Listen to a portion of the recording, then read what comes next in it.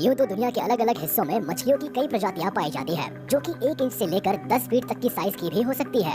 इन मछलियों को लोग भोजन के रूप में भी इस्तेमाल करते हैं। पर क्या आपको पता है कि कुछ मछलियां ऐसी भी होती है जिन्हें छूने भर से किसी इंसान की मौत तक हो सकती है? आपने कभी करंट मारने वाली मछली को देखा है? जी हाँ, ये बात चौंकाने वाली जरूर है, लेकिन ये एक रियल फैक्ट है जो आज के इस वीडियो में हम आपको दिखाने वाले हैं। बस आप इस वीडियो के अंत तक बने रहिए। About electric fish. दुनिया की सबसे खतरनाक इलेक्ट्रिक फिश को देखने से पहले आइए ये समझने की कोशिश करते हैं कि इलेक्ट्रिक फिश किसे कहते हैं। दरअसल मछलियों की विभिन्न प्रजातियों में से ऐसी कुछ प्रजातियां होती है जो नॉर्मल फिश से अलग होती है। अपनी बॉडी से इलेक्ट्रिक डिस्चार्ज करने की वजह से इन्हें इलेक्ट्रिक फिश कहा जाता है। इस तरह की मछलियों को इलेक्ट्रोजेनिक भी कहा जाता है। ये ज्यादातर साउथ अमेरिका और अफ्रीका के सॉफ्ट वाटर रीजन्स और ओशंस में पाई जाती है। इसके अलावा कुछ मछलियों के पास इलेक्ट्रिक फील्ड डिटेक्ट करने की एबिलिटीज भी होती है, जिसकी वजह से इन्हें इलेक्ट्रो रिसेप्टिव भी कहा जाता है। दरअसल इस टाइप की मछलियों में कुछ स्पेशल ऑर्गन्स पाए जाते हैं जिनकी मदद से ये इलेक्ट्रिसिटी को डिस्चार्ज और रिसीव कर पाती है। The electric organ discharge (EOD). जिस ऑर्गन की मदद से ये मछलियाँ इलेक्ट्रिक फील्ड को डिटेक्ट कर पाती है, ये एक स्पेशल स्ट्रक्चर होता है जिसे इलेक्ट्रिक ऑर्गन कहा जाता है, जो कि सभी इलेक्ट्रिक फिश में होता है। ये स्ट्रक्चर उनकी बॉडी से अलग अलग हिस्सों में पाया जाता है, जो उनके मॉडिफाइड नर्व सेल या मसल से बना होता है। इन मछलियों में ज्यादातर EOD इनकी टेल्स में मौजूद होता है, जो कि खतरे के वक्त या अपने शिकार पर हमला करने के लिए यूज किए जाते हैं। अब जरा इस बात पर भी गौर कर लेते हैं कि इलेक्ट्रिक फिश अपनी इस एबिलिटीज का इस्तेमाल किस काम के लिए करती है और इससे इन्हें क्या लाभ होता है, या अगर इनके पास ये एबिलिटीज नहीं होती तो क्या होता।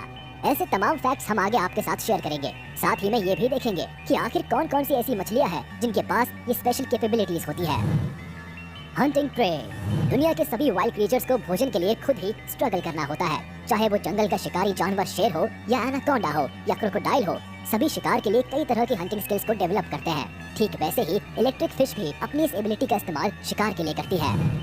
Self defence. वाइल्ड एनिमल्स के लिए भोजन जितना जरूरी होता है, उतना ही उन्हें अपनी जान बचाने की भी जरूरत होती है। ऐसे में शिकारी जानवरों से बचने के लिए उन्हें काफी स्ट्रगल भी करना पड़ता है। ठीक वैसे ही फिश को भी पानी में दुश्मनों से बचने के लिए सेल्फ डिफेंस की जरूरत होती है, जिसमें इलेक्ट्रिक फिश के लिए उनकी एबिलिटी काफी ज्यादा मदद करती है। अपने दुश्मनों को पावरफुल इलेक्ट्रिक शॉक देकर या उनकी प्रेजेंस का पता लगाकर ये अपनी जान बचा सकती है। Electro communication. इसके अलावा इन मछलियों में पाई जाने वाली एबिलिटी इन्हें कम्युनिकेट करने में भी मदद करती है। इलेक्ट्रिक फिश इसे एक दूसरे के साथ या अपने शिकार के साथ कम्युनिकेट करने के लिए एक मीडियम के तौर पर इस्तेमाल करती है। Electro location. साथ ही अपनी लोकेशन का पता लगाने के लिए भी इनकी एबिलिटी काफी हेल्पफुल होती है। इससे इन्हें अपने इलाके और आसपास की चीजों का अंदाजा लगाने में मदद मिलती है। इसकी मदद से इन्हें लोकेशन का पता चलता है, जिससे ये अपने एरिया को पहचान पाती है। यानी कि कुदरत ने हर किसी को किसी खास एबिलिटी के साथ इस प्लेनेट पर भेजा है, जिसे वे सभी अपने सर्वाइवल के लिए इस्तेमाल करते हैं। इन मछलियों को भी नेचर ने ऐसी एबिलिटी दी है जिससे ये अपनी लाइफ को सर्वाइव कर पाती है। तो चलिए देखते हैं कि इलेक्ट्रिक फिश की ऐसी कौन कौन सी प्रजातियां हैं जो खतरनाक होती है। Electric eel. समुद्र में कई ऐसे डेंजरस क्रिएचर्स पाए जाते हैं जो इंसानों के अलावा दूसरे क्रिएचर्स के लिए भी जानलेवा होते हैं। हालांकि गहराई में छुपे इस राज को सभी जान नहीं पाते। इनमें से कुछ मछलियां भी होती है जो कि विशाल आकार की होने के साथ ही डेडली नेचर की होती है, यानी इनके सामने होना और मौत को दावत देना बराबर है। इनमें से ही एक है इलेक्ट्रिक ईल, जो कि मछली की ही एक प्रजाति है। ये इलेक्ट्रोफोरियस इलेक्ट्रिकस के नाम से भी जानी जाती है। ये जनरली अमेज़न के फ्रेश वाटर और साउथ अमेरिका के बेसिन एरियाज में पाई जाती है। अगर इनकी लंबाई की बात की जाए तो ये लगभग 8 फीट तक लंबी होती है। इलेक्ट्रिक शॉक देने वाली इस स्ट्रेंज क्रीचर के पास 3 जोड़ी एब्डोमिनल ऑर्गन्स होते हैं, जिन्हें मेन ऑर्गन, सॉक्स ऑर्गन और हंटर ऑर्गन कहा जाता है, जो कि हाई वोल्टेज की इलेक्ट्रिसिटी जनरेट करती है। इनका इस्तेमाल ये प्रे हंटिंग के लिए करती है। इनके ये ऑर्गन्स नर्वस सिस्टम को सिग्नल ट्रांसमिट करती है, जिससे उनकी बॉडी में पाई जाने वाले इयन चैनल्स एक्टिवेट हो जाते हैं, जो कि सोडियम इयन फ्लो करते हैं, और यही इलेक्ट्रिक शॉक में बदल जाता है, जिससे किसी इंसान या जानवर की मौत भी हो सकती है। यानी मेरे ख्याल से इतना कुछ जानने के बाद इससे दूरी बनाकर रखना ही बेहतर होगा। Electric catfish. इलेक्ट्रिक फिश की लिस्ट में शामिल ये फिश मैलिबू ट्यूलैरिटी की फैमिली से बिलोंग करती है। ये जनरली अफ्रीका के ट्रॉपिकल रीजन और नाइल रिवर में पाई जाती है। ये कार्निवोर फिश है, यानी अपने भोजन के लिए शिकार पर डिपेंड रहती है, जहाँ इसे इसकी एबिलिटी काफी मदद करती है। अपने वेल डेवलप्ड इलेक्ट्रोजेनिक ऑर्गन से ये अपने शिकार पर हमला करती है और दूसरी फिश, लार्वा और इन्वर्टिब्रेट्स को शिकार बनाती है। आप ये जानकर चौंक जाएंगे कि ये फिश 350 वोल्ट्स की इलेक्ट्रिसिटी जनरेट कर सकती है। हालांकि डेंजरस होने के साथ साथ ये बड़े ही काम की क्रिएचर है।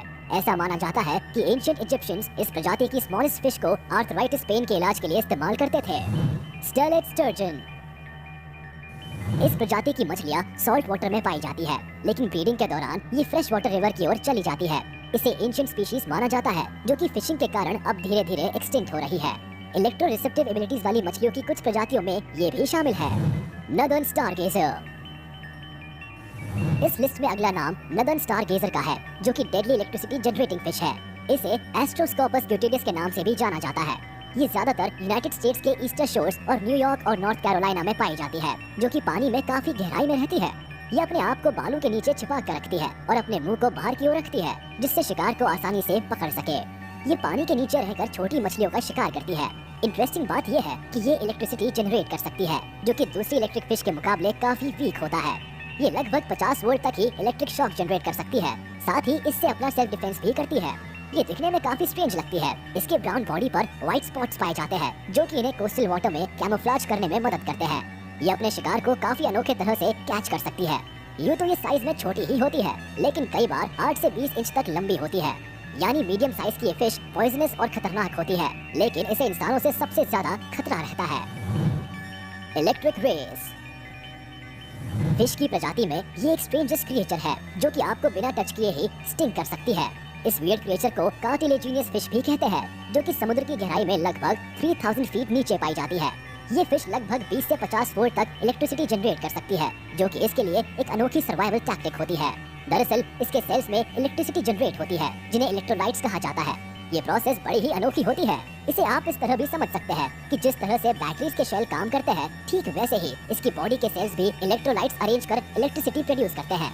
ऐसा माना जाता है कि इन इलेक्ट्रिक रेस का इस्तेमाल पहले सर्जरी और चाइल्ड बर्थ पेन रिलीफ के लिए किया जाता था। वहीं रोमन लोग इसका इस्तेमाल हेडेक और आर्थराइटिस के लिए करते थे। Pacific lamprey. पैसिफिक लैम्प्रे एक प्रिमिटिव क्रिएचर है, जिसका मुंह लगभग ईल की तरह होता है। ये भी सॉल्ट वाटर में ही रहती है, हालांकि ये ब्रीडिंग के टाइम पर माइग्रेट कर जाती है। इस स्पीशीज को एंशिएंट लिविंग वर्टिब्रेट माना जाता है, जिसके पास इलेक्ट्रो रिसेप्टिव सिस्टम होता है। Black ghost knife fish. Amazon basin और साउथ अमेरिका के ट्रॉपिकल वाटर एरियाज में पाई जाने वाली ये इलेक्ट्रिक फिश की एक प्रजाति है, जो कि साइज में लगभग 18 से 20 इंच तक लंबी होती है। हालांकि ये दूसरी इलेक्ट्रिक फिश की तुलना में इलेक्ट्रिसिटी प्रोड्यूस करने में काफी वीक होती है, क्योंकि इनके पास सिंगल इलेक्ट्रिसिटी प्रोड्यूसिंग ऑर्गन होता है। जनरली अपने शिकार इंसेक्ट और लार्वा को सर्च करने के लिए ये अपने इलेक्ट्रिक सेंसिंग कैपेबिलिटी का इस्तेमाल करती है।